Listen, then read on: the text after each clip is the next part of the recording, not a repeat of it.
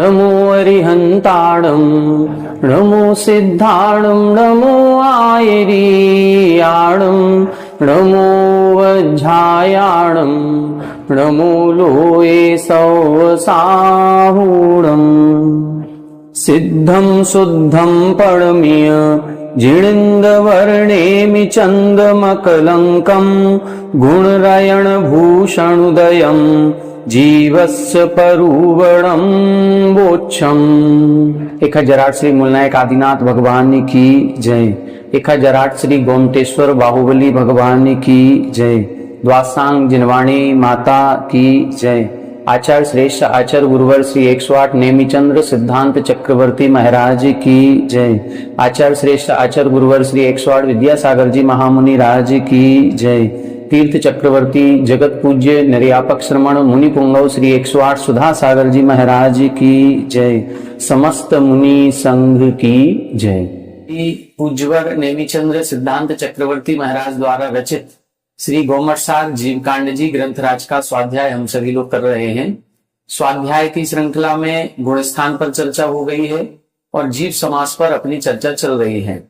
जीव समास के अंतर्गत जीवों के भेद प्रभेद कितने प्रकार के होते हैं, इसको समझने के बाद इन्होंने ये बताया था कि जीव समास का वर्णन 4 प्रकार से किया जाएगा, जिसमें सबसे पहले स्थान की अपेक्षा वर्णन होगा, फिर योनि की अपेक्षा से, फिर शरीर की अवगाहना की अपेक्षा से और फिर कुल की अपेक्षा से जीव समास अर्थात संसारी जीवों का वर्णन किया जाएगा।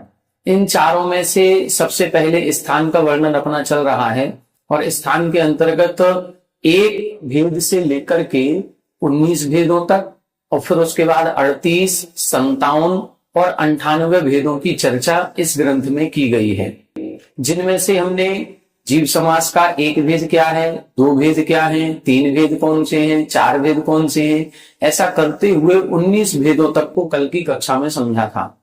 फिर 19 भेद जब हमारी समझ में आ गए तो इन 19 भेदों की ही फिर हमने 3 पंक्तियां बनाई थी। यदि सामान्य से कथन करते हैं तो 19 भेद होते हैं। यदि हम उनमें पर्याप्त और अपर्याप्त तक ये 2 भेद कर देते हैं तो 2 पंक्ति बनेगी, एक पर्याप्त तक की और एक अपर्याप्त तक की। तो ऐसे 38 जीव समास हो जाएंगे। और यदि हम अपर्याप्तकों में भी 2 विशेषताएं लगाएंगे, लब्ध पर्याप्त और निवृत्त पर्याप्त की अपेक्षा से, तो फिर 3 पंक्तियां बनेंगी। 19 प्रकार के जीवों को हम पहले कॉलम में रखेंगे, वो पर्याप्तक होंगे, दूसरे कॉलम में रखेंगे वो निवृत्त पर्याप्तक होंगे और तीसरे कॉलम में रखेंगे वो लब्ध पर्याप्तक होंगे।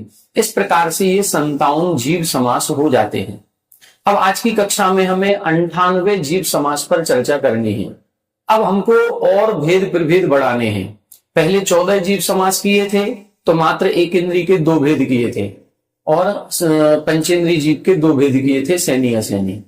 फिर 7 भेद बनाने के बाद पर्याप्त अपर्याप्त तक का भेद किया था तो 14 भेद बन गए थे। 19 भेद जब अपन ने समझे थे तो 19 प्रकार के जीव समासों में हमने एकेंद्रियों के जितना विस्तार हो सकता था उतना विस्तार किया और एकेंद्रियों के हमने 14 भेद बनाए। 14 एकेंद्रियों के अर्थात स्थावर जीवों के और 5 भेद त्रस जीवों के किए थे। ऐसे 19 भेद बनाए और फिर 19 जीवों के पर्याप्त, लब्ध पर्याप्त और निवृत्त पर्याप्त करके 57 भेद बने। अब एकेंद्रियों के जितने भेद हो सकते थे वो हो गए। अब जो त्रस जीव हैं उन त्रस जीवों के भेद प्रभेद किए जाएंगे। हमने आपको कल की कक्षा में जो आगे आने वाली गाथा है उसका एक भूमिका स्वरूप थोड़ा सा अर्थ बताया था कि 98 जीव समास कैसे बनाएंगे। तो सबसे अधिक एकेंद्रियों के जो बनते हैं वो सर्वाधिक भेद अपन ने समझ लिए। 14 भेद बनते हैं, 14 पर्याप्तक, 14 लब्ध पर्याप्तक और 14 निवृत्त पर्याप्तक। इस तरह से 42 भेद एकेंद्रियों के होंगे। दो इंद्रिय, तीन इंद्रिय और चार इंद्रिय, ये जो विकलत्रय होते हैं, इनके कोई अन्य भेद प्रभेद नहीं होते। इनके केवल पर्याप्त, लब्ध पर्याप्त और निर्वृत्त पर्याप्त ये भेद करेंगे तो दो इंद्रिय के भी तीन भेद बन गए, तीन इंद्रिय के भी तीन भेद और चार इंद्रिय के भी तीन भेद, ऐसे 9 भेद अपने विकलत त्रयों के बन जाते हैं।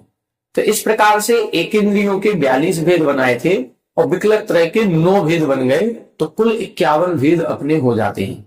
फिर इसके बाद जो पंचेंद्रीय जीव है, इन पंचेंद्रीय जीवों का विस्तार करेंगे।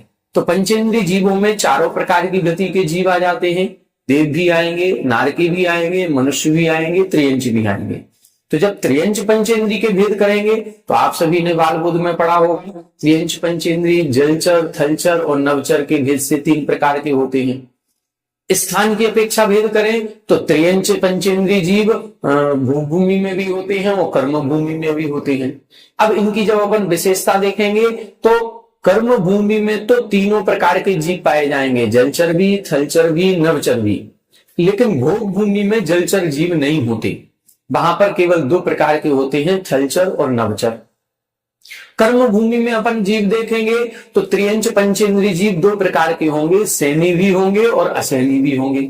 लेकिन भोग भूमि में सैनी जीव ही होते हैं। कर्म भूमि में जब अपन जीवों को देखेंगे तो ये 3 प्रकार के जन्म वाले होंगे। कर्म भूमि में जब अपन जीवों को देखेंगे तो ये 2 प्रकार के जन्म वाले होंगे, गर्भज भी होंगे और सम्मूर्छन भी होंगे। लेकिन भोग भूमि में सम्मूर्छन जीव नहीं होते। तो ये कुछ विशेषताएं हैं। इन विशेषताओं को देख करके अब अपन त्रियंच पंचेंद्रिय के जब अपन भेद करेंगे तो 34 भेद बनते हैं। 34 भेदों में 30 कर्म भूमि के बनते हैं और 4 भोग भूमि के बनते हैं।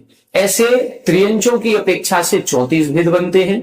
मनुष्यों को भी क्षेत्र की अपेक्षा से बांटा गया, तो क्षेत्र की अपेक्षा से भोग भूमि में भी मनुष्य पाए जाते हैं, भोग भूमि में भी मनुष्य पाए जाते हैं, और जो अपनी कर्म भूमि है इसमें मिलिच खंड और आर्य खंड का भेद कर देते हैं।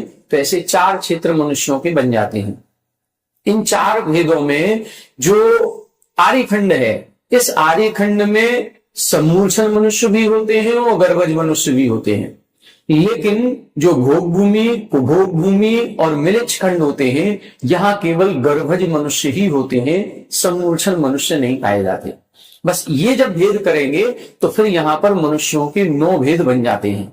बन क्यों जाते हैं 9 भेद? क्योंकि जो गर्भज होता है वो केवल पर्याप्त और निरुक्त पर्याप्त होता है। लेकिन सम्मूर्छन जीव जो होते हैं, सम्मूर्छन मनुष्य की बात करेंगे तो ये नियम से लब्ध पर्याप्त तक ही होते हैं। सभी सम्मूर्छन जीवों की बात नहीं कर रहे हैं, केवल सम्मूर्छन मनुष्य की। सम्मूर्छन त्रियंच में हम लगाएंगे तो सम्मूर्छन त्रियंच 3 प्रकार के हो सकते हैं, पर्याप्तक भी, लब्ध पर्याप्तक भी और निवृत्त पर्याप्तक भी। लेकिन जब सम्मूर्छन मनुष्य की बात की जाएगी तो सम्मूर्छन मनुष्य केवल लब्ध पर्याप्तक होता है, निवृत्त पर्याप्त और पर्याप्तक नहीं होता है। इसीलिए जब अपन भेद करेंगे तो ये पर्याप्त, निवृत्त पर्याप्त और लब्ध पर्याप्तक का भेद करते हुए हमें ये ध्यान देना होगा कि हम कौन से जन्म की बात कर रहे हैं। गर्भज जन्म की बात करेंगे तो केवल 2 भेद बनेंगे, पर्याप्त, निवृत्त पर्याप्त। और सम्मूर्छन की बात करेंगे तो 3 भेद बनेंगे, लब्ध पर्याप्त, पर्याप्त और निवृत्त पर्याप्त। लेकिन सम्मूर्छनों में यदि मनुष्य की बात करेंगे तो केवल एक ही भेद बनेगा, लब्ध पर्याप्तक का। तो ऐसे भेद प्रभेद अभी अपन बोर्ड के माध्यम से इसको समझेंगे, कैसे अपन को भेद प्रभेद करना है। फिर देव और नारकियों की चर्चा करेंगे तो देव और नारकियों में कोई असैनी सैनी के भेद नहीं होते, सभी सैनी ही होते हैं। गर्भज और सम्मूर्छन की बात ही नहीं है क्योंकि वो 5 जन्म वाले होते हैं। तो इस प्रकार से वहां पर केवल 2 ही भेद बनेंगे, पर्याप्तक और निवृत्त पर्याप्तक, क्योंकि ये लब्ध पर्याप्तक नहीं होते। लब्ध पर्याप्तक क्यों नहीं होते? क्योंकि लब्ध पर्याप्तक जीव जो भी होते हैं उनकी आयु क्षुद्र भव प्रमाण होती है, मात्र अंतर्मूर्त की।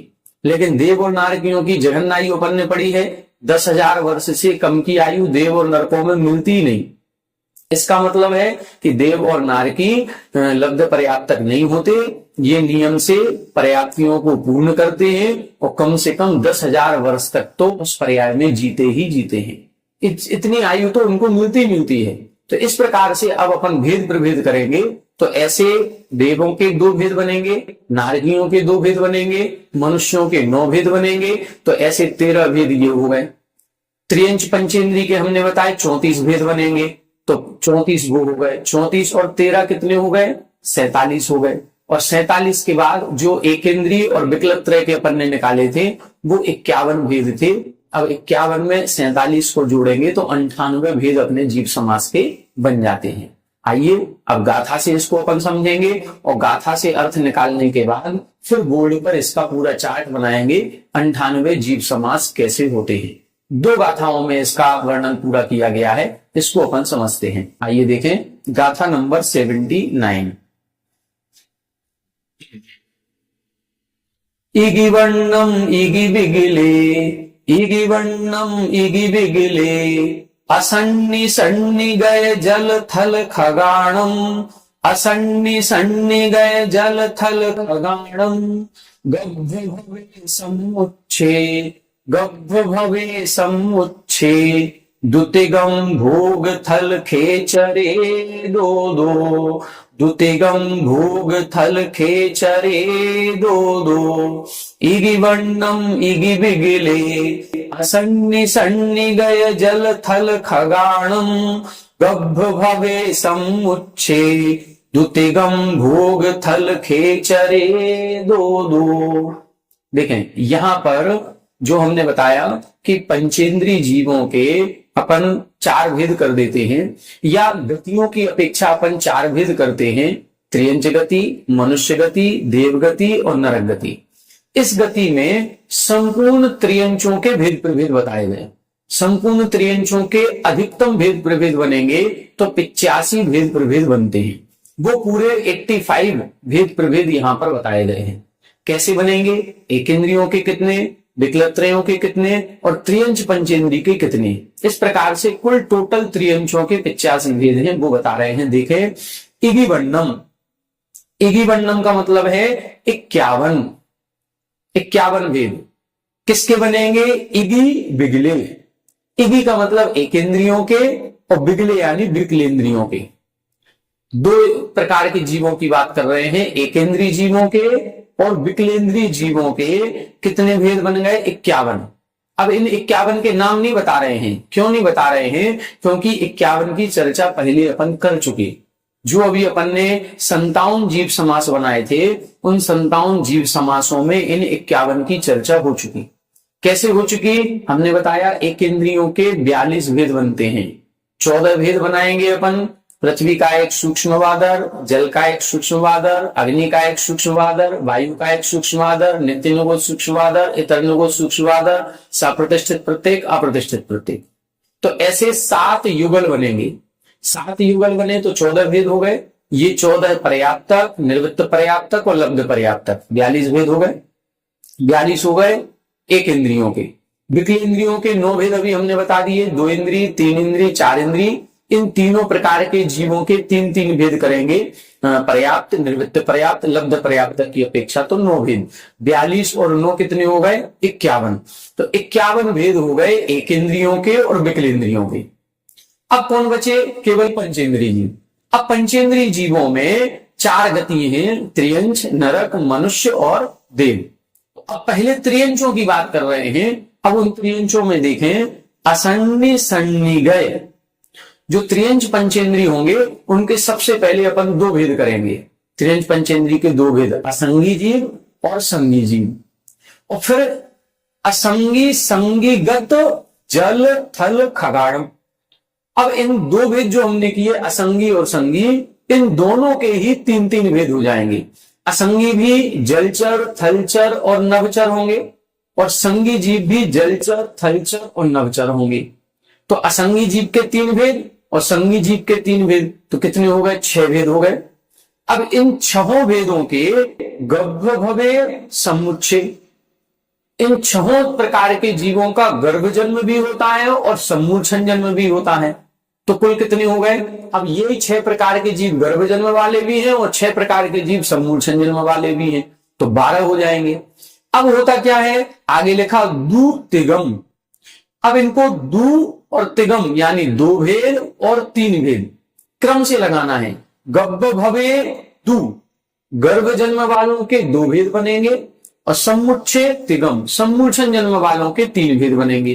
तो अभी अपन ने क्या किया था, पहले असंगी और संगी, असंगी के 3 भेद जलचर थलचर नवचर, संगी के 3 भेद जलचर थलचर नवचर, 6 भेद हो गए। अब इन 6 भेदों के पहले गर्भ जन्म लगाए, तो गर्भ जन्म के 2 भेद बनेंगे, पर्याप्तक और निर्वृत्त पर्याप्तक। जब गर्भ जन्म के 2 भेद बनेंगे तो इन 6 का गर्भ जन्म किया और 6 के 2 भेद बनेंगे, तो 12 भेद बन गए ये।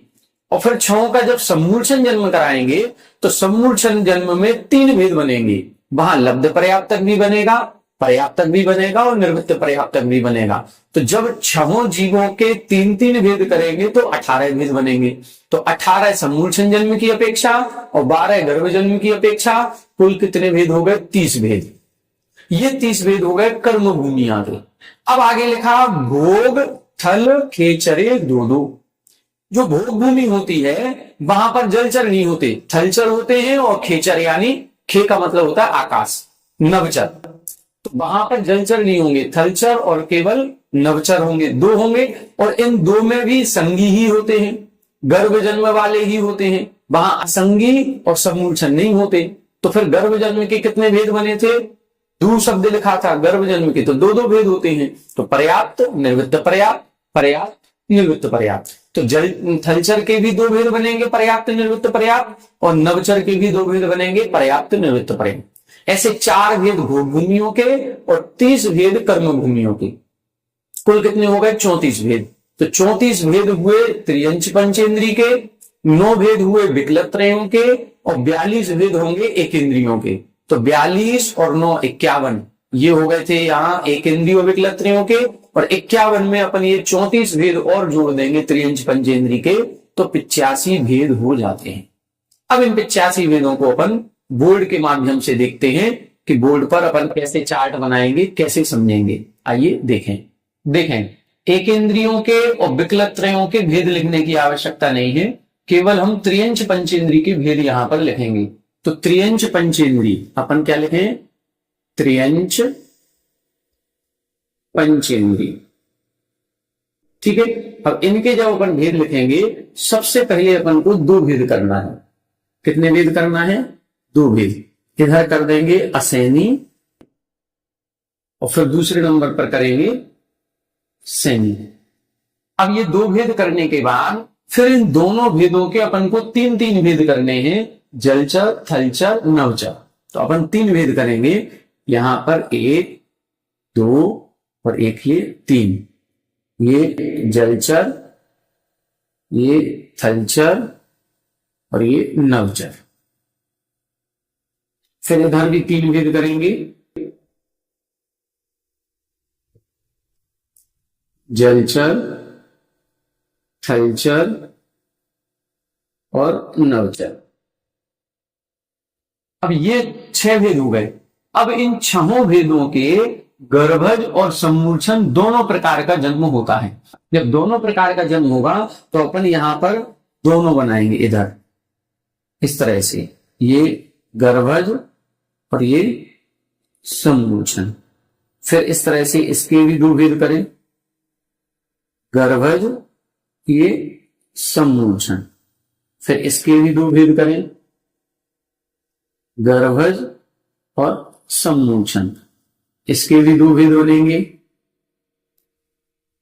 गर्भज सम्मूर्छन। इसके भी 2 भेद बनाए, गर्भज सम्मूर्छन। और फिर इसके भी 2 भेद बनेंगे, गर्भज और सम्मूर्छन। बन गए। अब कुल कितने भेद हो गए अपने, 1 2 3 4 5 6 7 8 9 10 11 12, ये 12 भेद हो गए। अब इन 12 भेदों में जहां गर्भज है वहां पर गर्भजों के 2 भेद बनेंगे और सम्मूर्छन के 3 भेद बनेंगे। अब गर्भज के अपन 2 भेद बनाएंगे, 1 और 1 इधर 2। कौन सा, एक निर्वृत्त पर्याप्त और ये पर्याप्त। और सम्मूर्छन जो होगा उसके 3 भेद बनेंगे, 1 2 और 3। पहला बनेगा लब्ध पर्याप्त दूसरा बनेगा निर्वित्त पर्याप्त और तीसरा बनेगा पर्याप्त। इस तरह से ये वेद बनेंगे। सम्मूर्छन में लब्ध पर्याप्तक भी होते हैं, लेकिन गर्भजों में लब्ध पर्याप्तक नहीं होते। तो अब जब जहां जहां गर्भज है, कितनी जगह गर्भज है? एक जगह, 2, 3, 4, 5 और 6, 6 जगह गर्भज है और गर्भ जन्म वालों के 2 भेद हैं, तो 6 दूनी कितने हो जाएंगे? गर्भ जन्म वालों के बन जाएंगे 12।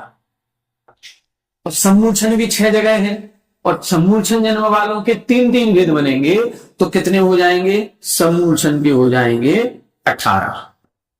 कुल कितने भेद हो गए? ये 30 भेद। ऐसे ये 30 कर्म भूमि जीवों के भेद बनेंगे। ये ही इन्होंने गाथा में लिखा है। सबसे पहले लिखा असन्नी सन्नी गए, मतलब असंगी और संगीगत, जलचर थलचर नवचर। तो पहले असंगी और संगी का भेद किया, दोनों के 3-3 भेद किए, जलचर थलचर नवचर। फिर इन सभी प्रकार के जीवों के गब्ब भवे सम्मुच्छे, गर्भ जन्म भी होगा और सम्मुच्छन भी होगा। फिर गर्भ के दू और सम्मुच्छे के तिगम, तो गर्भ के 2 भेद करेंगे, निर्वित्त पर्याप्त पर्याप्त, और सम्मुच्छन के 3 भेद करेंगे। तो कुल मिलाकर के एक जलचर के कितने भेद हो गए? 5। जलचर के 5, इधर ये 5 भेद बन गए, इधर थलचर के 5 बनेंगे, इधर नवचर के 5 बनेंगे। फिर इधर भी जलचर के 5 बनेंगे, इधर भी थलचर के 5 बनेंगे, इधर भी नवचर के 5 बनेंगे। तो कुल कितने हो गए? 30 भेद हो जाएंगे। क्लियर हो गया? अब इसके बाद अब अपन को भोग भूमि के देखना है। तो भोग भूमि में क्या है? देखिए, भोग भूमि में असंगी जीव नहीं होते, सम्मूर्छन जन्म वाले नहीं होते, तो भोग भूमि में और जलचर जीव भी नहीं होते। तो केवल 2 भेद बनेंगे, एक बनेगा थलचर और एक बनेगा नवचर। 2 भेद बने और इन दोनों के 2-2 भेद बनेंगे। इन दोनों के कितने भेद बनेंगे? 2-2, एक निर्वित्त पर्याप्तक और एक पर्याप्तक। इसी तरह नवचर के भी 2 भेद बनेंगे, एक निर्वित्त पर्याप्तक और एक पर्याप्त। तो कुल कितने भेद बन गए? ये 4। बस 4 भेद इधर इनके बनेंगे। इसीलिए कुल टोटल कितने हो गए? त्रियंच पंचेंद्रिय के 34 भेद हो गए, 30 कर्म भूमि के और 4 भोग भूमि के। बस 34 ये हो गए। एक इंद्रिय जीवों के कितने थे? एक इंद्रिय जीवों के थे 42, 2 इंद्रिय, 3 इंद्रिय और 4 इंद्रिय, इनके थे 9, और पंचेंद्रिय के कितने हो गए? 34। कुल कितने हो गए? 85। ये अपन को समझ, ये अपन ने 85 भेद देख लिए। अब इसके बाद अब अपन देखेंगे अगली गाथा। उस अगली गाथा में त्रियंचों के अलावा अब देव, नारकी और मनुष्य, इनके कितने कितने भेद बनेंगे उसकी चर्चा की जाएगी। आइए देखें अगली गाथा। आइए देखें अब अगली गाथा देखते हैं। इस गाथा में मनुष्य, देव और नारकी, इनके भेद प्रभेद बताएंगे कितने होते हैं। अज्जव मिले छमणुए, अज्जव मिले छमणुए, तिदु भोग कुभोग भूमि जे दो दो, तिदु भोग कुभोग भूमि जे दो दो, सुरण रे दो दो इदी, सुरण रे दो दो इदी, जीव समा साहु अर्डणौदी, जीव समा साहु अर्डणौदी, अज्जव मिले छमणुए, तिदु भोग कुभोग भूमि जे दो दो, सुरण रे दो दो इदी, जीव समा साहु अर्डणौदी। देखें यहां बता रहे हैं, सबसे पहले मनुष्यों की बात कर रहे हैं। तो मनुष्यों को क्षेत्र की अपेक्षा से बांट दिया। कैसे बांट दिया? अज्जव, अज्जव का मतलब आर्यखंडी, मिलिच्छ यानी मिलिच्छ खंडी, मणुए यानी मनुष्य। मनुष्य 2 प्रकार के, आर्य और मिलिच्छ। फिर इसके बाद लिखा तिदु, तिदु का मतलब, ती का मतलब 3 और दू का मतलब 2।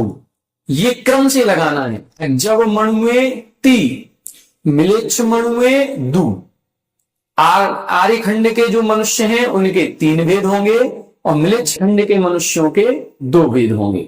हमने आपको बताया केवल आर्यखंड के मनुष्य ही ऐसे होते हैं जिन मनुष्यों के शरीर में जो गुप्तांग वगैरह होते हैं, जहां पर प्रॉपर साफ सफाई नहीं हो पाती है, उन साफ सफाई नहीं होने से, गंदगी के कारण से सम्मूर्छन मनुष्यों की उत्पत्ति होती रहती है। स्त्री की योनि में निरंतर ही सम्मूर्छन मनुष्यों की उत्पत्ति कही गई है। ये कांक वगैरह के पास भी निरंतर सम्मूर्छन मनुष्यों की उत्पत्ति कही जाती है। दूसरी चीज, जहां पर सामूहिक एक शौचालय वगैरह बने होते हैं, जहां पर हजारों लोग आकर के टॉयलेट वगैरह करते हैं, यूरिन करते हैं, उस यूरिन में भी सम्मूर्छन मनुष्यों की उत्पत्ति हो सकती है। तो इस प्रकार से यहां सम्मूर्छन मनुष्यों की उत्पत्ति होती है। ये केवल आर्यखंड में होती है, मिलिच खंड में, भोग भूमि में, कुभोग भूमि के जीवों में नहीं होती। वहां का वातावरण ऐसा होता होगा कि वहां इस प्रकार की गंदगी नहीं होती होगी और वहां ऐसे जीवों की उत्पत्ति नहीं हो पाती। ये जितने भी सम्मूर्छन मनुष्य हैं, ये संगी पंचेंद्री मनुष्य आयु वाले ही होते हैं, लेकिन इनकी बस इतनी कमी है कि ये लब्ध पर्याप्तक ही होते हैं। इनके एक भी पर्याप्ति पूर्ण नहीं हो पाती। प्रारंभ तो 6 पर्याप्तियों का करते हैं। मनुष्य है तो मनुष्य चूंकि संगी पंचेंद्री होगा, 9 इंद्रिया वर्ण कर्म का क्षयोपम लेकर के उत्पन्न होगा। तो जब ये पूर्व पर्याय से आते हैं मनुष्य आयु का उदय लेकर के, तो मनुष्य आयु का उदय प्रारंभ होता है। संगी पंचेंद्री 9 इंद्रिया वर्ण कर्म का क्षयोपम लेकर के आते हैं, लेकिन जैसे ही जन्म स्थान पर पहुंचे, जन्म स्थान पर पहुंचते ही 6 पर्याप्तियों का प्रारंभ करते हैं। लेकिन 6 पर्याप्तियों का प्रारंभ करने के बाद पहली पर्याप्ति भी पूर्ण नहीं हो पाती और उसके पहले इनकी आयु समाप्त हो जाती है, इनका मरण हो जाता है। इसीलिए इनको लब्ध पर्याप्तक कहा जाता है। ये एक भी पर्याप्ति पूर्ण नहीं कर पाते हैं। इनकी आयु क्षुद्र भव प्रमाण होती है, जिसको हम एक श्वास में 8-10 बार जन्म्यो मरियो भरियो दुख भार, ये लाइन के माध्यम से समझते हैं।